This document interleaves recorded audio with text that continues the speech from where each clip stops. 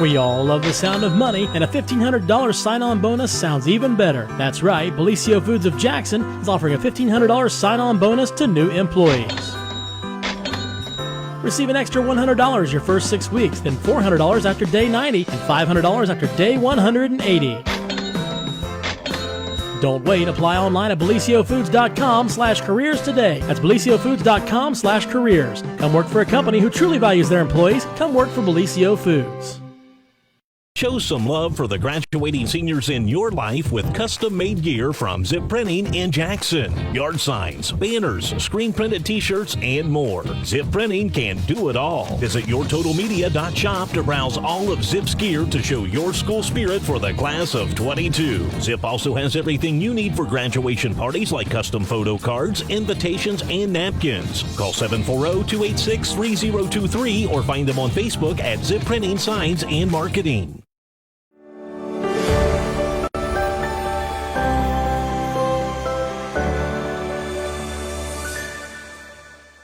Happy Monday, everyone, and welcome to another edition of the morning show. And it's the beginning of the work week, and the sun is shining, and the birds are chirping, and the little babies are out in their nests. And Phil Buffington is here. Hey. Woohoo! We finally got him back. Yeah, much to everyone's dismay, I'm sure. No, we love having you here, Phil. He's just a little camera shy, but that's okay because we love having our good friend Phil here. And this is a really wild day because we have Mr. Jeremiah on the other side. So It's just completely out of whack. Hey, good morning, guys. Back here pushing the buttons. Yay, pushing all the right buttons. Got him. Hey, we can hear you today. Oh, right. Yeah, woo, we got sound and everything. No, Pete is taking a well-deserved day or few off and doing something really fun. And we'll have him talk about that when he gets back into town. And Pam always puts him on wild adventures. Oh, yeah. Yeah. They should be on their way to Cincinnati right now, I think. They should be. Or soon. He was talking about, so they are going on a little trip, but they had the opportunity to stop by the Kentucky Derby on the trip for the bargain price of an extra $4,400 for one trip to the Kentucky Derby, which he declined. Yeah, I would too. I don't blame him a bit for that. I don't think I'd go for $44, to be honest. Yeah. It's just not my scene. Well, I will say, because I grew up, loving horses and showing horses, that the Kentucky Derby has always been on my bucket list. You were the horse queen, so I was the horse queen. So you would want to go to that. Yes. Absolutely. Hey, by the way, I had the most bizarre dream this weekend. So I think it's because we've been having all these queen contests. Yeah. So I had this dream. This is so funny. I'm glad you brought that up. That Pete Wilson, we were somewhere. We were at the fair. I think it was the Jackson County Fair. And Pete Wilson stands up to crown the new royalty. And for some reason, I was the Jackson County Fair queen, as old as I am. And he said, because she was the horse queen in it. And it was like one of those dreams where I was like, oh my gosh, I'm the queen, but I don't know what to do. I don't know where I'm supposed to be. I don't have any dresses. Like those dreams where you can't find your locker or whatever. Anxiety it was like dreams, that. Yeah, it was one of those. And I was like, oh my God, I'm the fair queen and I can't represent because I don't know what I'm doing. But that darn Pete Wilson crowned me the fair queen. I'm glad you said that about the lockers. I'm not the only one that dreams that still. Like, I'll walk up to my high school locker and I'm like, I don't remember this combination. I haven't had to do this in 20 years. Yes. Yeah, I still have that dream too. I have that dream. It is. And I think it's like a thing. Jeremiah, do you have that dream? From time to time. Yeah. Well, that must be a thing. I have more so than that one. I do have that one. But I have this dream where I've forgotten to go to a class all year. And then you have to repeat the grade or and something? Then I'm trying to finagle, how am I going to prove to them that I was here, even though I wasn't here because I forgot to go to the class the whole time. And what am I going to do about that? Yeah. So that's kind of my weird take on the same dream. I want everyone to talk about their stress dreams. Yeah. Talk about that. Does anybody have any weird dreams out there? Let us know. Yeah. Because this will be fun. We're looking for patterns. Yeah. But I don't know. I think that everybody has some variation of that same. Well, mine is dream. that I have to repeat a grade in high school, and I'm like, I thought I was done. I thought I already graduated. But then it's no, you have to go again. I'm 35 years old. I don't want to do this anymore. I don't know anything anymore. I don't remember history. Yeah, no. I learned it and forgot it. Oh, shoot. All right. Well, we digress again. Wild Turkey Festival coming up this week in downtown Macarthur. So that's super exciting. We'll get to some talk about that. I think our good friend Red Thompson will be in a little bit later to talk about a couple of Macarthur things. Mm-hmm. But Mr. Phil is here and all prepared to tell us about the news. Yeah. We, this past weekend we had opening day. We were supposed to have opening day in all three communities in Jackson, Wellston, Oak Hill. Unfortunately, boy, Saturday just sucked. Yeah, it did. Bad. Wellston and Oak Hill both got rained out. They had their events set for Saturday, but Jackson got to have, I believe it was their very first opening day activities on Friday evening. They're taking a page out of the book of Wellston, and they decided that they wanted to have their own opening day ceremony. So they kicked that off Friday evening. And that was hosted by the Red Diamond Club. And there were several related events involved in that as well. They kicked off with a rubber duck race, and it was organized and conducted by Jason Gillum. Oh, my God. They were purchased and launched Friday evening in a stretch of Salt Lick Creek behind Gristfield off High Street. And part of the proceeds from that went to the persons who actually purchased the speediest ducks. But just over $3,500 was raised, and that will support the Red Diamond Club's operation of the summer baseball and softball and t-ball leagues in the city of Jackson. And Dee Dixon was the first place finisher, and she won almost $2,500. How do you get your duck to go fast? I have no idea. I don't know. But Dee Dixon made, almost like I said, she made $2,494 with the speediest duck. So it's a profitable enterprise there. Yes, it is. And following that, there was a parade featuring Jackson teams, and it started down at the Jackson Square Shopping Plaza and proceeded on Main Street to Eddie Jones Field at Main and High Streets. And at the field, there was a first pitch ceremony, and all the teams and players were introduced. And then 2 baseball games were played right after that. Aww. In Wellston, Make Wellston Beautiful had planned, like I said, to renew their longtime community tradition by conducting their opening day parade. Unfortunately, like I said, that was canceled due to the weather, as was Oak Hills. Wellston had lined up Scott Adams to throw out the first ceremonial pitch this year.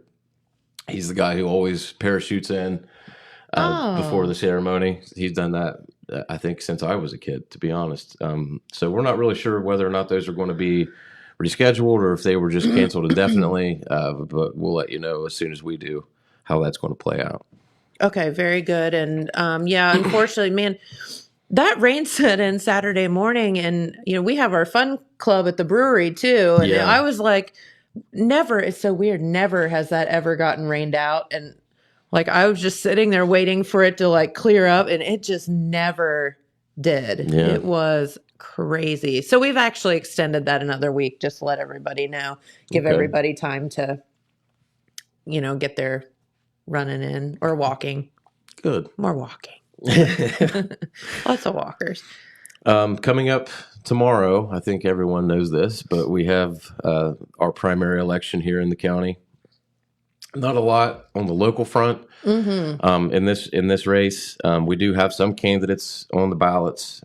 For Jackson County, we have Republican incumbent Jackson County Auditor Tiffany Ridgway, Republican incumbent Jackson County Commissioner John Hensler, incumbent Jackson County Common Pleas Court Judge Christopher Regan. That's a nonpartisan officer, it's supposed to be. Mm-hmm. In Wellston, we have 2 levies on the ballot. We have a 1 mil 5-year additional tax to benefit the police department. That's a new tax. Oh. They had tried this several years back, and it failed by a very narrow margin. This will just be for general operation expense and possibly could bring on another officer to the department if they get enough revenue. For anyone who doesn't know how this works, say 1 mil it's based on every $1,000 of valuation on your home. So if you have, and that's based on the auditor's valuation, not an appraised value. Right, they're completely different. So if you have a home worth $100,000 in the course of a year, a 1 mil tax levy will cost you $100.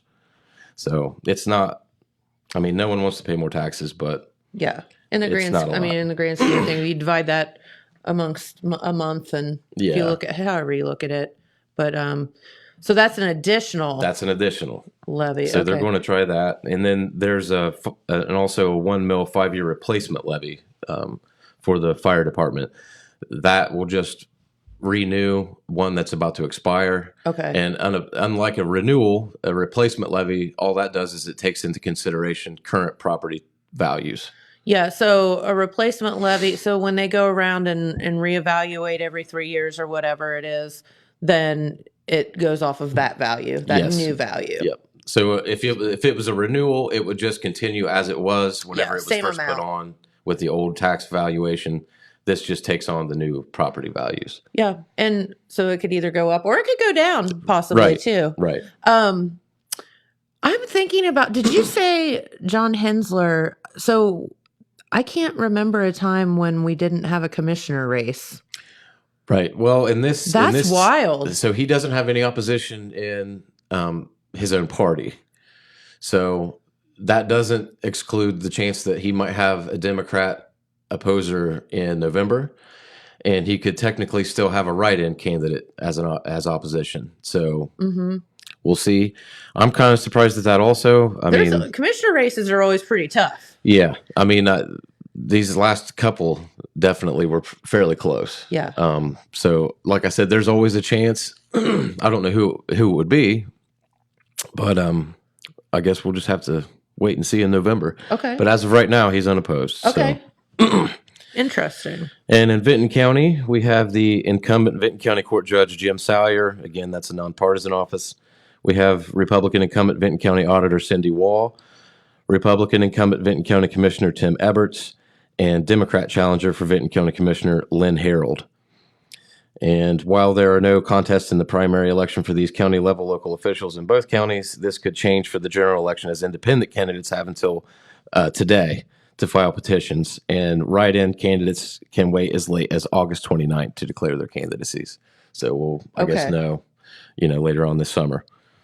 And then, of course, we have our congressional candidates and state candidates. So, yeah, I mean, we're voting for governor, for the love of God. Get out and vote. Yeah. Come on. It's kind of not been touted as much. I don't really have regular TV, so I don't see all the commercials, thank God. I mean, I do see some of the U.S. Senate. They sneak their way into the streaming services. It is, woo! Yeah. They're like a bunch of scorned women. Yeah.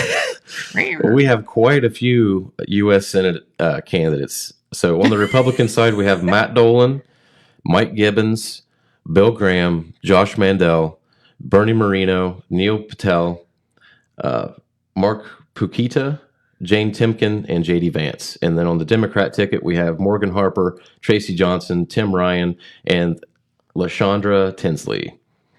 And for the governorship, we have Republican Joe Blystone, incumbent Mike DeWine, Ron Hood, and Jim Bernacci. And for the Democrats, we have John Cranley and Nan Whaley.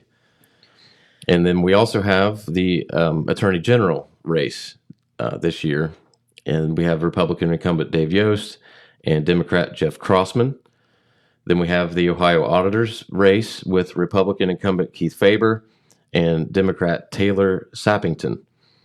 And for Secretary of State, Republican John Adams and incumbent Frank LaRose. And I'm going to really mess this up. Do it. Terpishore Maras and Democrat Chelsea Clark. And for treasurer, we have the incumbent Republican Robert Sprague and Democrat Scott Schertzer. And for Ohio Supreme Court Chief Justice, Republican Sharon Kennedy and Democrat Jennifer Brunner.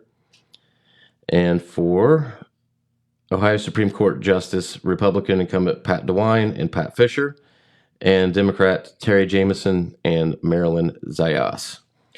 You know, it's interesting to me, and I know you said you don't watch a lot of TV, but I get the West Virginia stations because that's, all I can get, because Spectrum won't put cable out by my house. Ooh. But anyway, that's neither here nor there.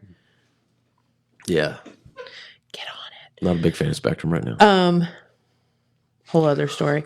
But man, it's surprising to me the candidates that are running on their support for Trump. Yeah. And I'm Yeah. really surprised by that. You would think they would run 700 miles away from that. And a lot of them are, I'm pro Trump this, and I'm, the world's biggest Trump supporter. And I'm like, Yeah. okay. I know.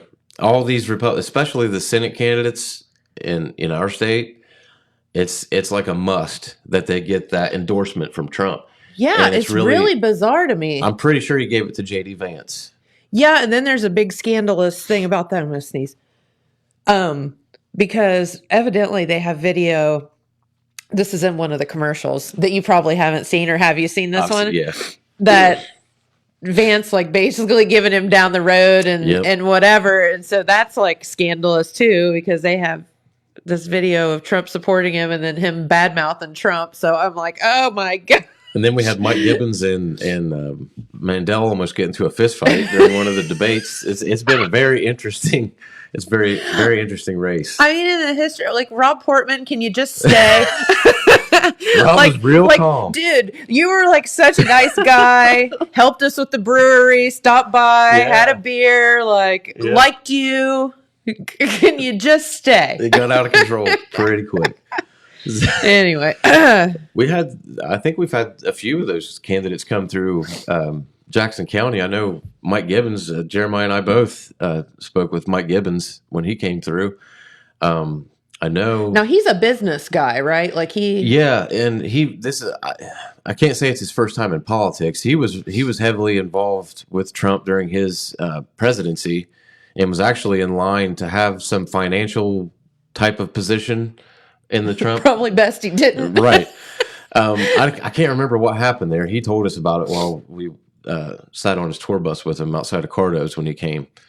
But he comes from a family. His dad was like a high school gym teacher and a football coach, and I think his mom, had a blue collar job too. And he went into finance, and he just decided it was time for him to try his hand at politics. And of course, he's running on the platform that he, didn't come from money, and it's not something that he wants to do forever. He doesn't think that somebody should be a politician forever. But he decided to throw his hat in. Yeah. So we'll see what happens. I think he's been one of the front runners. He has. He and Mendel, and I know JD Vance has been up there too. So we'll just see how that all shakes out tomorrow. We're not going to have. On our end, we're not going to have a radio broadcast this year for the primary, but we will be getting those numbers as they come in. We'll get them up on the website on Facebook. Okay, perfect. And we'll have it in print the Saturday following. So again, when you don't have any local stuff to talk about, it's right. kind of like pointless as far as, local. Yeah. Like no one really cares in the grand scheme of things what Jackson County votes on statewide issues because... Except the Associated Press, and our own Alex Shope will be our AP associate this year, because I passed that torch off to him. Gladly. Here you go, buddy. So he'll get to experience that. Okay. Coming up later this week, we have the National Day of Prayer. It's always set for the first Thursday in May, and I think that was first set up by President Ronald Reagan, was signed into law, I think, in 1988. This year's program in Jackson for the county is set for 7 p.m. and it will be at the Jackson Area YMCA this year. And that is open to the public. There's no admission charge at all. It will begin outside and move inside after the blowing of the shofar and the singing of the national anthem by the Oak Hill High School Choir. Carol Coonsley and her therapy dog Brutus will lead the group inside for the main part of the program. It will feature a series of themed prayers by different speakers, musical performances by the Oak Hill High School and Jackson High School choirs, and scripture reading by Jackson High School and Oak Hill High School students. The Girl Scouts, led by Amanda Williams, will present the American flag and lead the Pledge of Allegiance, and Jackson Mayor Randy Evans will offer an additional welcome. There will also be speakers, the Reverend Matt McKee of our own Total Media, Dr. Marla Haller, and Reverend Josh Andrews, Dr. Stephen Owen, Reverend Terry Kavanaugh, and Reverend Hannah Naday.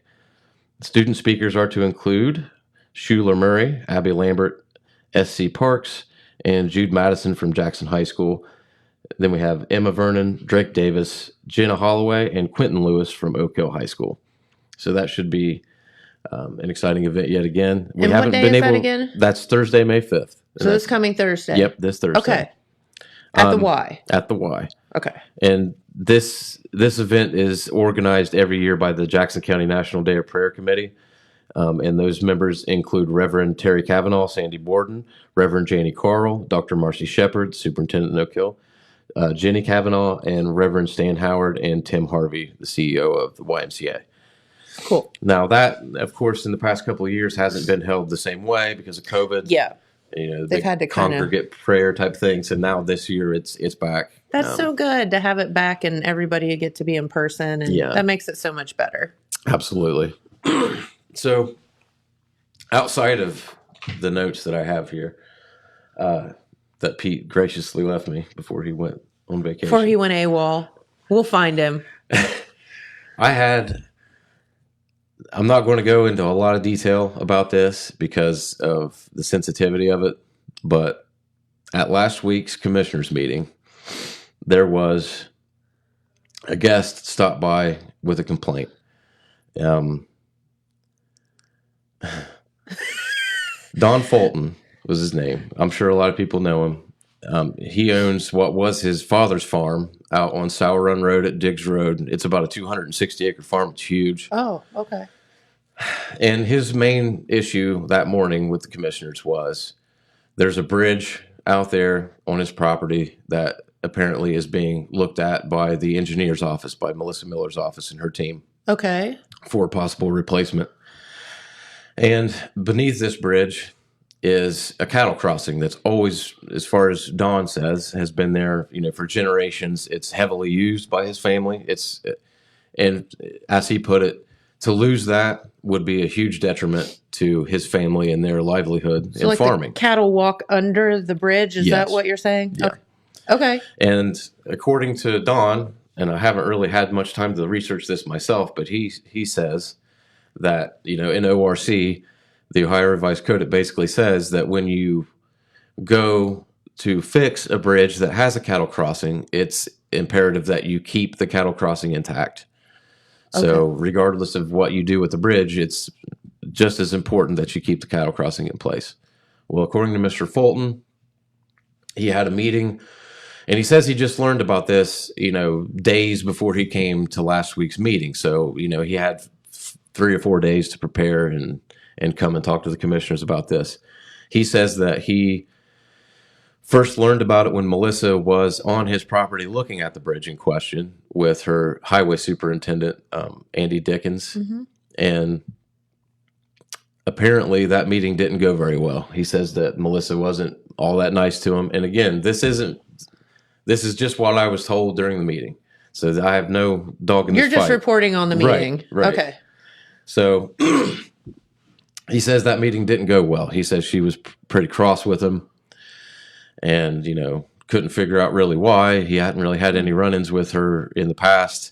Well, then a lot of personal details got brought into this that he says was explained to him by his wife. Don says that his wife explained to him, well, maybe it was this reason or that reason. 2 main reasons were brought up. One being it all had to do with their families, their respective families, and their dealings with one another that didn't turn out ideal for either party, I suppose, is the best way to put it. And so I'm not going to go into those details, but I will say he's basically claiming that he believes Melissa is doing this because she's retaliating against him. For a family feud, fight, whatever happened. Two main instances of a situation where a member of his family and a member of her family, had bad dealings. And so he's claiming she's trying to hurry this project along because she is upset with him and or his family. That's it. So he went on to talk for probably 30 to 40 minutes with the commissioners and said he had, proof of all this, proof of these communications back and forth, what have you. So that will be, I'm sure, brought up again. The commissioners took it very seriously and said, we would have to talk to the prosecutor, Justin Lovett, have to maybe talk to the sheriff even, because it's a crime to do something like that, especially when you're an office holder, you're an elected office holder. Was the engineer there to like give her side of the She was not. story? She was not. So that kind of needs to be. And Don even said during his time there that he had hoped Melissa would be there that morning. And I talked to Melissa, almost immediately after I left the meeting that day, told her, what I had heard. She said she had expected this to happen. But she said that she would be glad to talk to me at any point. And she said she'd be forthright. She's always been forthright with me. She was just here on the program not too long ago. Right. I've never had any bad dealings with her. A lot of people know who Don Fulton is, I'm sure, because of some past dealings with him in the county. I won't go into that either. I was alive when that happened, but it was way before my time here. Some rumors. That was way before my time. Some things that went on, some undesirable things that were said about one of our ex-sheriffs. Mm-hmm. Oh. Yeah. Greg Kiefer. Yeah. He was involved in that. So we will be talking to Melissa and get her side of the story. Possibly, maybe there might be something on tomorrow's agenda for the commissioners. I don't know. We won't know that until this afternoon. But we will bring that out eventually, and we'll see what comes of it, what shakes out. But I wanted to give Melissa more of an opportunity to say her piece on it before I really go into detail, because it really casts a bad light on her, what Don had to say. And I don't think it's really fair just to tell one side and, let people make up their own minds whenever they can hear all the information at once. Yeah. So I did want to bring that up. And I know that won't be heard anywhere else. Except for word of mouth. I'm sure that people are talking about it a little bit.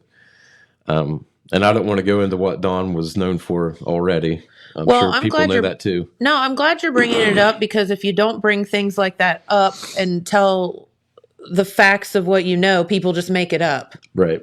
Yeah. That's a small town thing.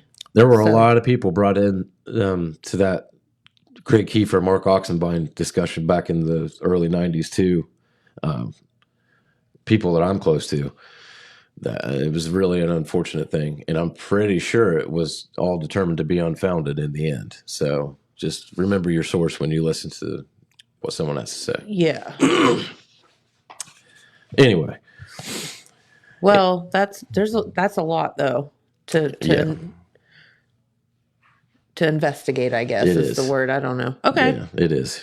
Interesting. So everybody's been, like I said, I felt it was important for me to let Melissa know. I didn't go into detail about what he had said, but I wanted her to know that it was coming. She says that, she's going to have to do what she has to do to defend herself, but she said she would be more than willing to talk about it. So that's good. We'll see what shakes out. Okay. Back to good news. Yay! Much like what had just happened in Benton County in recent weeks, it was stated during a recent meeting of the Wellston School Board toward the end of the meeting by Make Wellston Beautiful leader Tammy Phillips that it's called Eye Exam on Wheels is the program. And it's a project led by Vision to Learn, the Ohio Optometric Foundation, and the Foundation for Appalachian Ohio. And they expressed interest to Tammy to bring in this Eye Exams on Wheels that focuses on kids that wouldn't necessarily be able to afford an eye exam and glasses. Is so good. Yeah, it's a really good program. So good. They want to come this spring and this fall. So Tammy, immediately took it upon herself to tell the school board that she was interested in passing out, information, which she did at the Bundy Carnival. Jeremiah grabbed up a form that the parents need to fill out. We're not sure exactly the dates yet, but they want to get at least 200 kids signed up.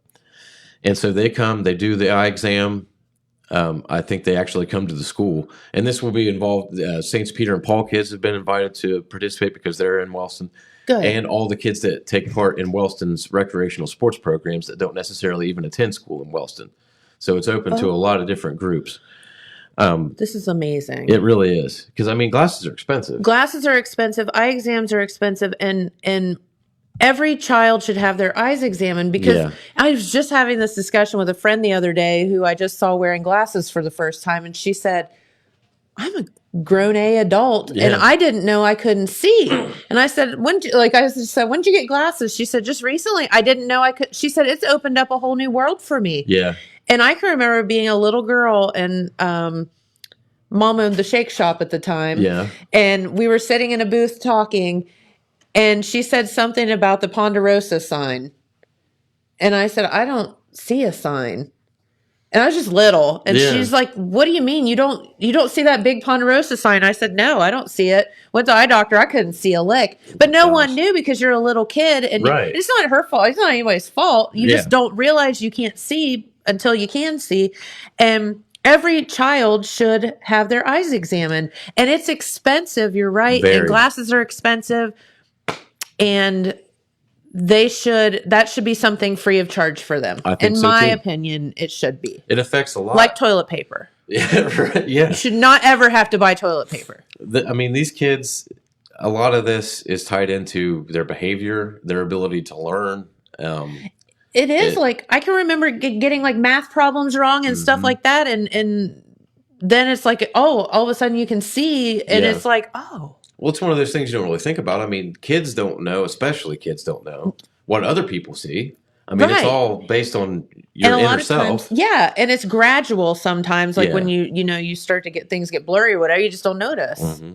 Now, me, I mean, it was pretty apparent that I needed glasses because one of my eyes was pointing that way.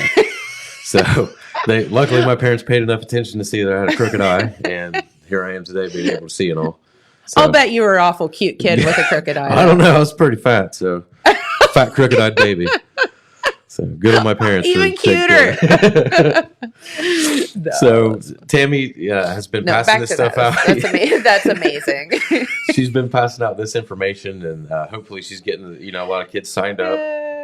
And to be able to learn more, if you haven't already gotten a form to fill out, you can go to makewilsonbeautiful.org. and contact Tammy through the website, or you can contact her via email at makewilsonbeautiful@hotmail.com. And then to learn more about this program, which is based in the Foundation for Appalachia, Ohio, you can visit the FAO's causeconnector.org and learn more about this mobile clinic. And it's all focused on the 32-county Appalachian, Ohio region, and targeting these kids whose parents might not just have the extra money to do this. I mean, these glasses were like $400. I know. Like I'm thinking back last time I bought glasses, and they were ridiculous. And that's not even counting, the visit. So you could even have vision insurance, and it would still cost some money. Now that I'm old, and I have bifocal contacts. I didn't even know they made those. They do. Wow. I have them, and I went from, X amount with normal contacts to like, it is insane how expensive they are. I bet. They are so expensive. And it's like, yikes. Oh boy. But, it's either you see or you don't see. Yeah. So, bifocal contacts, by the way, they are magic. I bet. Yeah. I had no idea that even existed. I didn't either. And I put it off for a really long time because I kept thinking I was going to see a line. Yeah. And finally, I think I was talking to Dr. Green that time, and he was like, no, listen to what I'm telling you. Let me just put a pair in, and I want you to wear them for a week, and then you tell me. And he's like, basically, somehow they're formulated to where whatever direction you're looking is what activates. So if I'm looking straight ahead, the far away kicks in. But if my eyes tilt down, then they magically know to have that part kick in. Wow. And I have don't ask. I don't know, but it is like magic. And you don't see a line or anything. You don't even notice. That's cool. Yeah, it's really cool. See, I have one eye that is nearsighted and one eye that's farsighted. Oh, which you is do? Not common at all. That's probably why these were so expensive. But it complicates strange. things. It's real strange. I've never heard of that before. So if I close this eye, I can see far away, but I can't with this. So that probably is why, like I said, so why they're so expensive. We're a mess. Yeah. No wonder we're in the media, right? We're just a mess. Oh shoot. Anyway, well, before I kick it over to Red, he's got some updates with in the Benton County realm.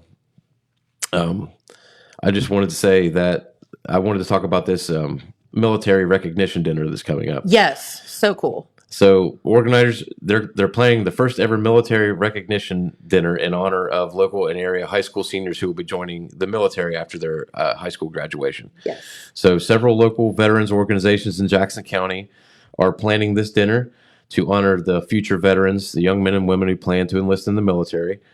And that's following their graduation from Wellston, Jackson, Oak Hill, and Vinton County, Pike Eastern, and Ross Eastern High School this spring. So the first time event is scheduled for 5 p.m. This coming Saturday, May 7th, and it will be at the Jackson DAV, and that's on Pearl Street in Jackson, 170 Pearl Street. Right beside the fire station. Can't miss it. Yep. And it's being organized and supported by the Jackson VFW, Post 8402, the Jackson DAV Chapter 45, and the Wellston American Legion Post 371. Jackson VFW member and event organizer Randy Scott told the Telegram that the dinner will be open to the students who are about to enter the military, as well as their parents and family members. The organizers are working with military recruiters and school officials to identify the honorees so they can receive personal invitations. There was previously an April 16 deadline to RSVP for the event, but Scott now says reservations will be accepted until the day of the event. Yep. They just need to know about food. Right. Bring your exactly. prom date. If it's your prom, they even said bring your prom date, come have dinner, and then go to prom. All right. Yeah, that's a good idea. Cheap. Heck You yeah. don't have to- Heck yeah. You don't have to take the date out for dinner. But like she But said, no, I think that's amazing. Then they'd be all dressed up. yeah, It'd be really cool. Yeah.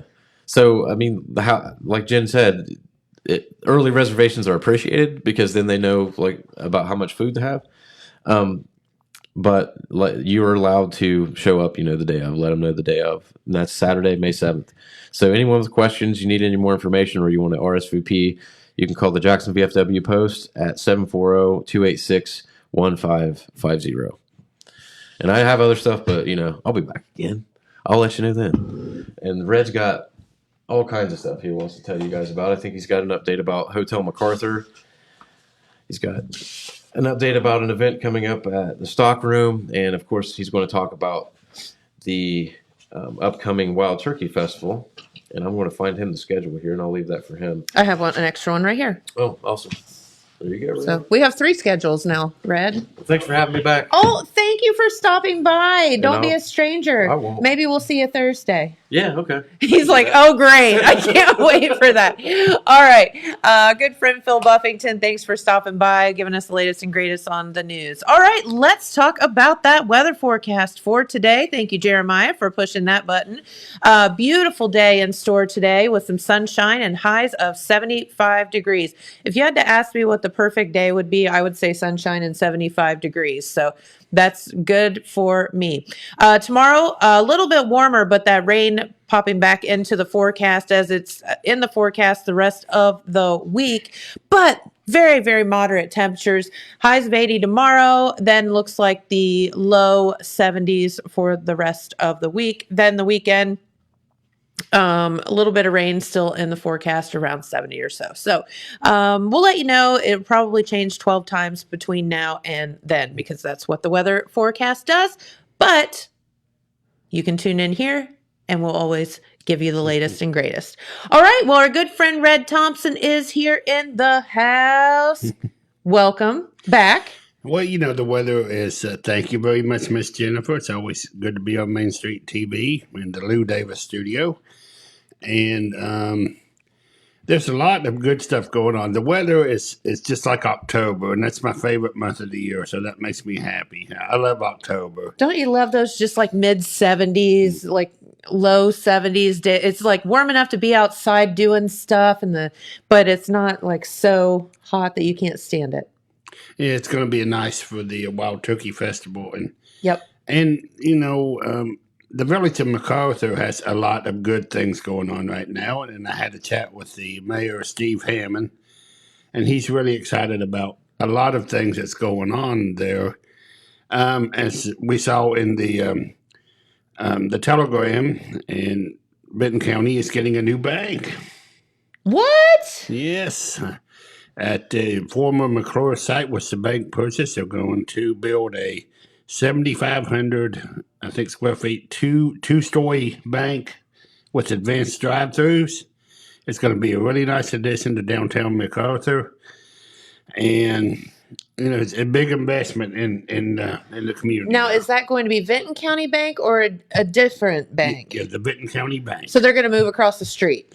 Well, they're moving part of it. They're adding two. Well, the customer operations will be in the new bank. The administrative and loan processing, accounting will stay in the bank where they are now, but Gotcha. that won't be open to customers anymore. I see. Okay. How exciting. Just as they put a bunch of money, into our Jackson area, and built that brand new facility. Isn't And that it is beautiful? gorgeous. Every time I go in there, I'm just like, I look around, and kudos, to Randy Evans and construction for doing that as well. Cause I know he certainly was integral in that, but yeah, it's a beautiful facility. So, that's one exciting improvement. And another is on the west side of Macarthur that continues to grow. The new Goodwill is nearing completion, and that is a beautiful building too. It's Okay. by the high school. It's a big block building. It's going to be blue and in the Goodwill colors, blue and white. The stone's kind of lime was kind of a white, so it's going to be have the blue and white kind of Goodwill logo. Cool. And they're also, the mayor, Steve Hammond, is also talking about getting some 1890s period lighting for downtown and a downtown revitalization project if they can do that. That's awesome. But what's driving all this, I think, the downtown revitalization is the Hotel Macarthur renovation project. And I know we've discussed that before, but there it is. There she is. The CVB, as Pete reported, they own it now. And if you can see on the top left side of the building, that's going to be the new home, temporary home of the Benton County Visitor Center. If you see right there beside the library in the upper part of the building across from the gas station sign, that used to be the Benton County Courier at one time. And now it's going to be the CVB office temporarily, and then when the hotel becomes renovated, they're going to move the CVB office to another part of the hotel, and that's where they're going to hold. That's going to be a new restaurant, bar, and the entertainment area. Okay. And they're going to put a pool in there too, so it's going to be a really nice. Mayor Hammond said he's really excited about having a downtown hotel, and it's really going to help the restaurants and all the other businesses along the strip there in Macarthur. So it's a really nice, big addition for the county as far as tourism. For sure. It's like everything else, Red. We talk about, you take like Columbus, for example, and, there used to be Columbus, and then there was like Delaware, Ohio, and there was like fields in between and whatever. And all of a sudden it all comes together and becomes one big thing. And you think of Macarthur and you think of Hocking Hills, and all of a sudden it's growing together and becoming one big giant area, and millions of people flock to Hocking Hills every year. So that's so cool for downtown Macarthur to be part of, that area. Well, I think that's what the development office and the CVB up there has been kind of anchoring toward, because obviously tourism is a huge industry. Yes. And as we've discussed before, we have a metropolitan area of 4 million people within 65 miles of Macarthur. Mm-hmm. And obviously Jackson can, I think Jackson County will also benefit from this. They may do more with Buckeye Furnace. That would be a place, and maybe they could do more. It's too bad we don't have the Noah's Ark anymore. I know. It's funny what you lose. Sometimes when you lose something at the time, it doesn't seem as a big loss. But if we had a Noah's Ark now. Well, I think that place was kind of ahead of its time. It's kind of like the water park and all that stuff. I think they were just kind of maybe ahead of their time or something. That may very well be true, because right now with the tourism growth in Benton County, and where Noah's Ark was, that'd be perfect for people to come down It would be correct. and but sometimes not everything works out the way you hoped. Noah's Ark was certainly a great one for Jackson County. I grew up in Ravenswood, West Virginia, and school kids came on the bus. Oh, okay. All the way to here? Yeah, to Noah's Ark. That's cool. They had it out there. So. I got bit in the finger by an emu once. It was very traumatic for me. But I also learned not to stick my hand near an emu's mouth. Yeah, I remember they had the big lions and the train ride and the picnic area and all kinds of neat activities out there. That maybe some entrepreneur out there will start another one. Certainly seems like the climate is right for that kind of thing right now. We could have our own Tiger King show. Get on that, Jeremiah. There we go. But those kind of things, and Macarthur is also they're going to do some work at the Brickyard, and they're going to build a park there, and that'll be another tourism. That's right on the south end of Macarthur. That's another CVB project. It's part of their new park district, and there's going to be some trails. I think they're talking about maybe some entertainment. They might build a gazebo. Cool. Maybe have some music there, and so Macarthur is a lot. We've also focused on the tourism. It's mostly at Selesky, and certainly Selesky is right there at the base of the Hocking Hills, and they just have a lot of stuff. But the hope for Selesky, or the problem, is gas, because there is none. In Zaleski, really? No gas. And, I wanted to get this on because I've been working with Selesky Council, and we cannot find an operator. They have sent letters out. They've even sent them out of state and haven't been able. They put them in out-of-state newspapers, and they still haven't been able to get an investor downtown. Interesting. But the Moonville Rail Trail, have you ever been out to Moonville? Mm-hmm. Just once. Just last year, actually. I hadn't ever been before. Moonville just brings thousands of people in, and it just doesn't click that they don't have gas. I mean, that somehow they're working on it. There may be some property for sale that'll be attractive to a gas station maybe coming up. We're keeping a watch on that, but they're also talking about some entertainment in Selesky and a store they used to have. They put in a couple of some renovating the store and cool. Kind of like in Floyd, the country store there. Yeah, and we visited. So entertainment, certainly a big thing.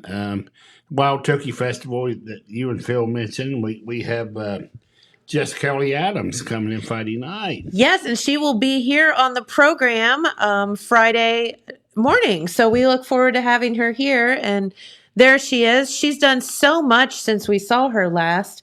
Every time she releases a song, it hits like the CMT charts like crazy. So she's really, really doing well. And we get to see Fancy, her little doggy, as well. Which makes us all very happy. It looks like she's doing a lot of touring around the country. She is. And so it'll be nice. It'll be a nice draw for the Wild Turkey Festival. And on Saturday night, there it is. That'll be starting Thursday night with a karaoke in the Midway. There it is at the Turkey Festival. A lot of good food, entertainment. So if anyone can sing, they have a karaoke contest on Thursday night. Not it. Are you going to sing, Red?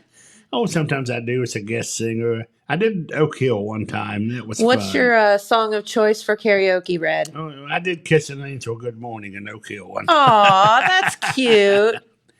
A big hit by Charlie Pride by some of the older country music people might remember that. But and on Saturday night, and usually I'm the country guy, but I really like Mr. Speed. They're going to be there. Yes. And I think they're going to be our guest on Thursday. Is that right, Jeremiah? Yeah. Okay, Thursday. Yeah. Yes. Mr. Speed does the Kiss tribute band. And Yes. they just do a wonderful job. And Clean, they get like, I mean, they are like really, really good. you know, it's a clean show. It's well put together, and it's kid friendly, and it's very, very good. So you want to go out Saturday night in Macarthur and see some good entertainment. Plus, of course, they have the parade. Yeah, and the big parade and the Queen's crowning. We'll have all this covered on our platforms. We'll have coverage here on Main Street TV and the Telegram, the radio. And you know, that's one thing that we've discussed. And in the last column I wrote, there's the Benton County High School Band. Yep, and they always open the festival, right? Yeah, I'm not sure if they're going to do that this year. They have been. They're definitely going to be in the parade on Saturday night. I didn't see it on the schedule, but they very well might be part of their opening ceremonies. Probably, I would say. But the bands they got back from Disney just a while back. So they had a great time, and wanted to mention a couple other things about Benton County High School with the graduations coming up. Mm-hmm.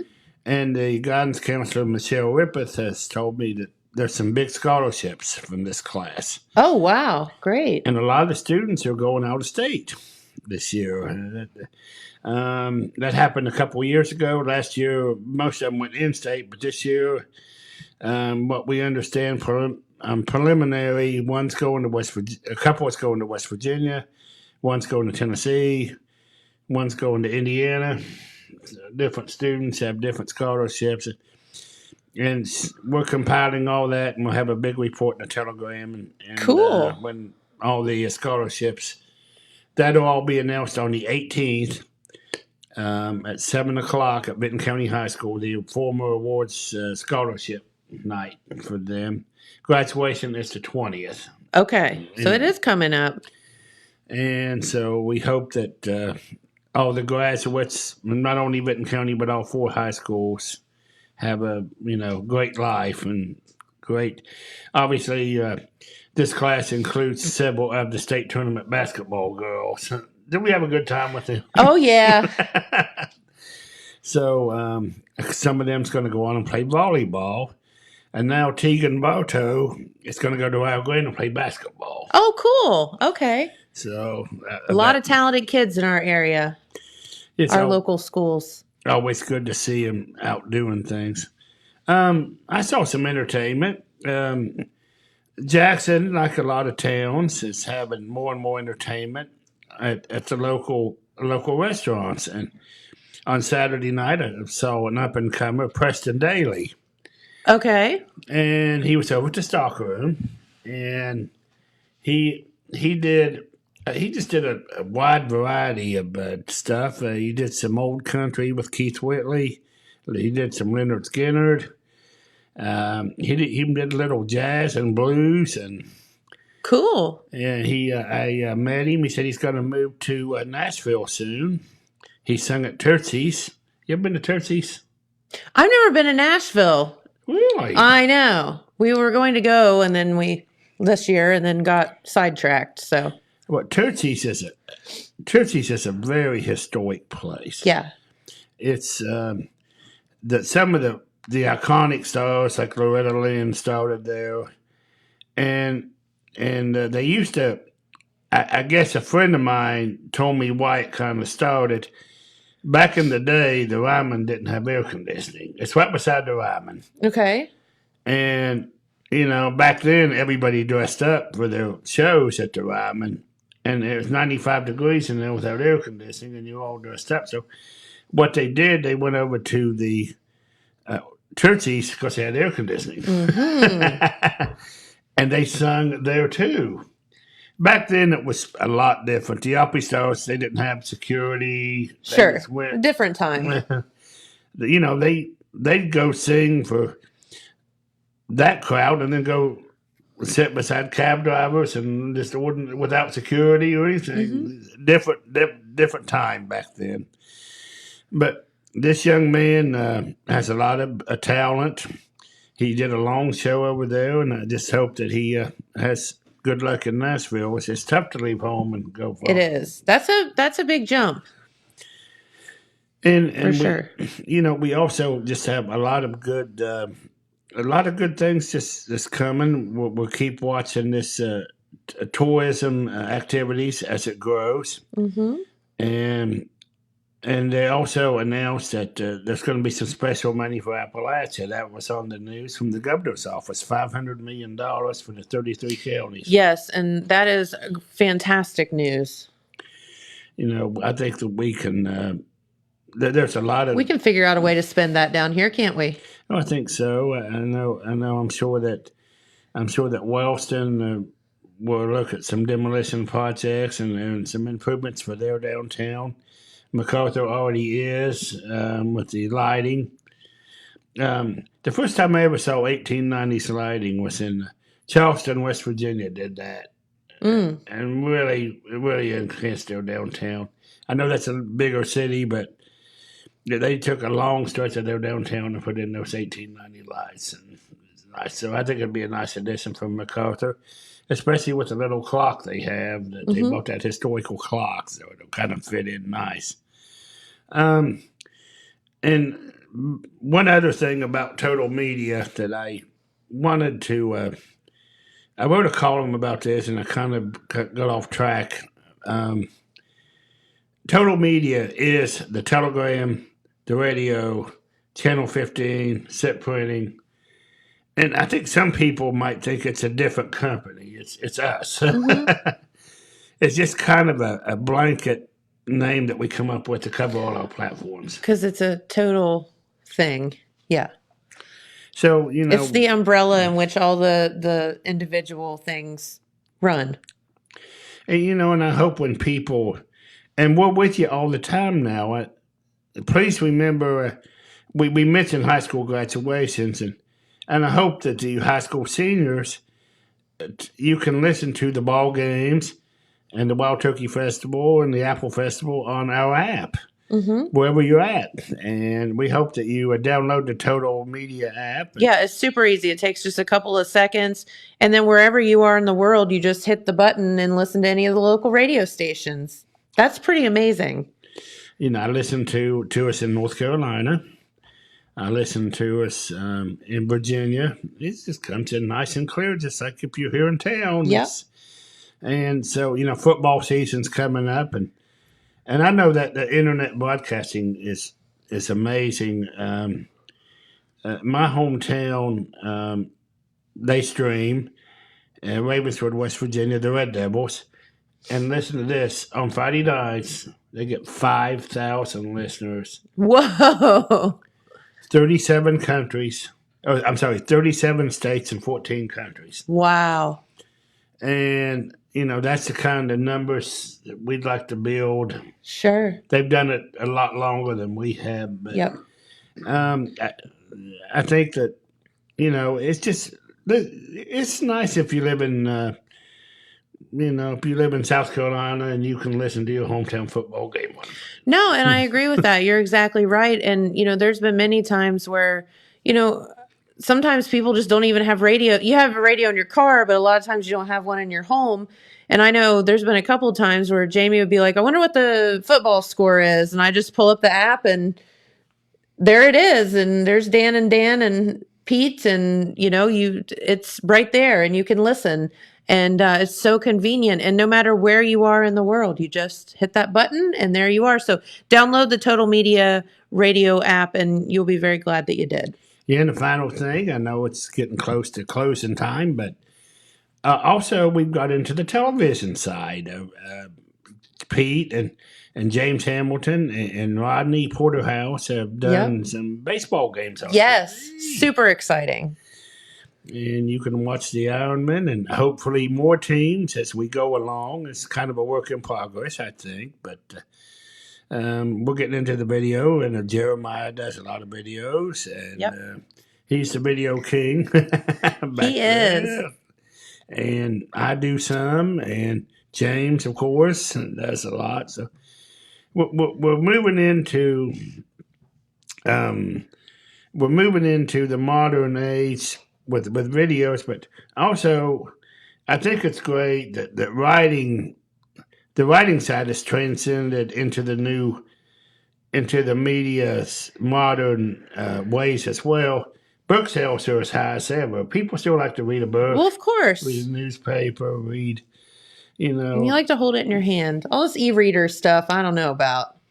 And good information, I think, even on a website, good information it's just like the old peanut butter and jelly sandwich. It's always there. No matter what they come up with, the good old ham and cheese, peanut butter and jelly, the staples are still there. I think it's important staples. So You're right. That's what's going on today. Okay. Well, Red, thank you so much. That you were full of it today. Pete keeps me pretty busy, so. Then he leaves us on vacation, right? Yeah, I hope he has a good time. I do too. I'd like to do that myself one time. Exactly. Well deserved, all of you. All right, Jeremiah, is there anything else we needed to mention? No? We'll get to it tomorrow.